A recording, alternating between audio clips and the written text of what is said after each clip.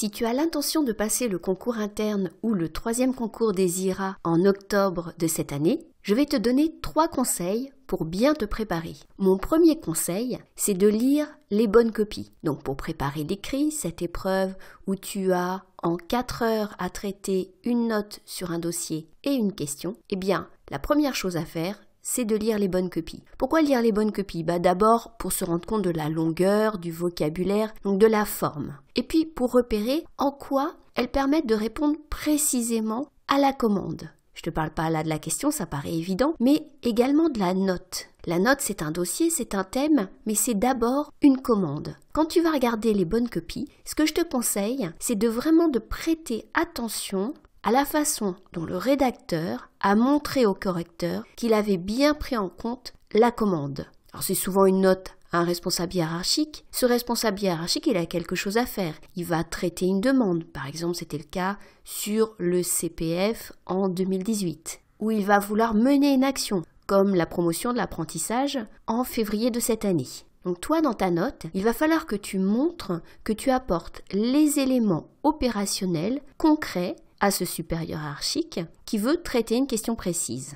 Donc regarde bien les bonnes copies. Regarde comment le plan est axé sur la réponse à la commande. Pour mieux cerner ce qui est attendu dans cette épreuve de notes sur dossier, tu peux aussi voir les podcasts que j'ai mis sur YouTube, sur cette même chaîne. Tu as une playlist avec 6 podcasts, des commentaires des épreuves des années précédentes, un commentaire sur le plan type, un sujet corrigé sur les lanceurs d'alerte, donc n'hésite pas à aller voir cette playlist. Et puis par ailleurs, si tu recherches plutôt une formation complète sur la note administrative et cette note avec proposition, tu trouveras un lien en description de ce podcast vers une formation. Alors là, c'est vraiment une formation, c'est-à-dire on passe point par point sur le fond, sur la forme, sur les points essentiels pour réussir cette épreuve de notes. C'est une formation qui se présente sous forme de 10 modules et au total 4 heures de formation. Donc ça, tu trouveras en description de ce podcast un lien vers une plateforme de formation. Donc en tout cas, le premier conseil, c'est bien lire les bonnes copies pour savoir exactement quelle est la cible. Le deuxième conseil, c'est de lire des rapports publics. Alors qu'est-ce que c'est des rapports publics? Ça peut être des rapports du Sénat, de l'Assemblée, des rapports qui sont des rapports d'experts. Tout cela, tu vas les trouver dans une bibliothèque des rapports publics qui se trouve sur Internet, qui est gérée par la documentation française. C'est entièrement gratuit. Et tu vas trouver parmi ces rapports, il y en a beaucoup, des rapports qui vont être intéressants parce qu'ils vont te faire un point sur un sujet d'actualité, mais surtout ils vont t'habituer à lire un descriptif, une synthèse d'un dispositif juridique. Qu'est-ce que ça veut dire exactement?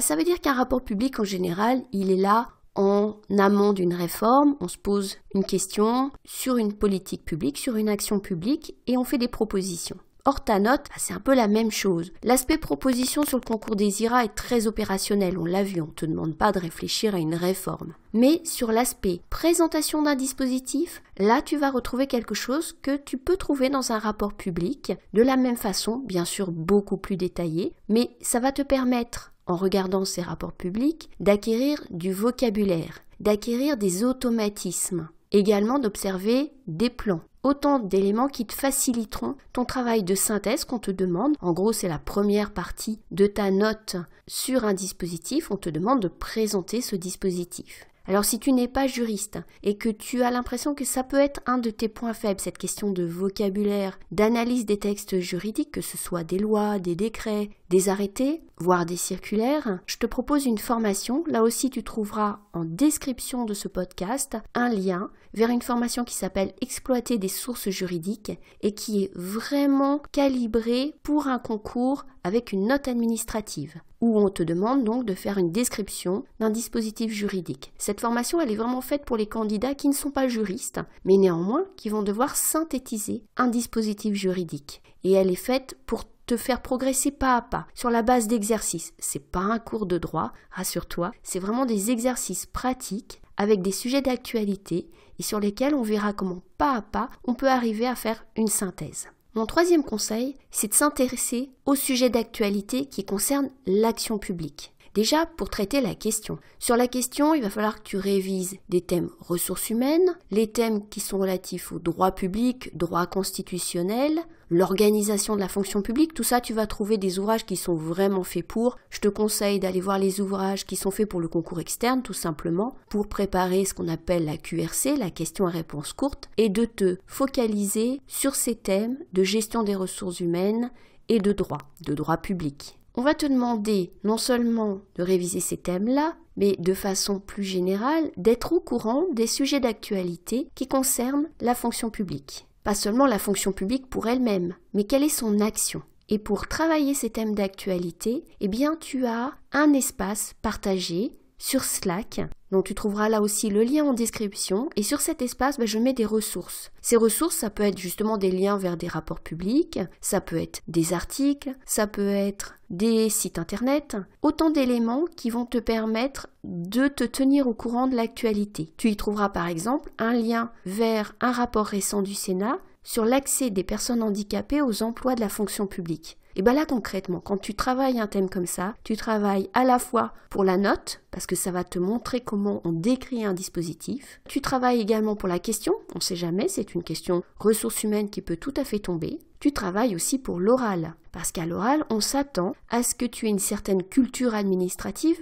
et au-delà une culture de l'action publique. Donc il faut te tenir au courant des réformes en cours et des principaux axes des politiques publiques. Alors, inutile d'aller dans trop de détails. Ce que je te conseille, c'est un ouvrage de Suzanne Maury qui s'appelle Les politiques publiques, qui est réédité tous les ans à la documentation française et qui te permet de faire une synthèse des principales politiques publiques. Tu n'as pas à apprendre tout par cœur, évidemment, mais ça vaut le coup de faire quelques fiches sur les grandes politiques publiques. Et puis donc de se tenir au courant de l'actualité. On s'attend à ce que tu sois informé d'un certain nombre de sujets d'actualité. Donc pour récapituler, lire les bonnes copies, mais avec un axe bien particulier qui est de voir comment elles répondent précisément à la commande, lire des rapports publics, s'habituer à consulter régulièrement la bibliothèque des rapports publics et lire, pas entièrement, mais peut-être la synthèse d'un rapport qui te paraît utile pour ton concours. Et enfin, s'intéresser au sujet d'actualité. Donc n'hésite pas à rejoindre cet espace sur Slack, il te suffit que tu enregistres ton mail,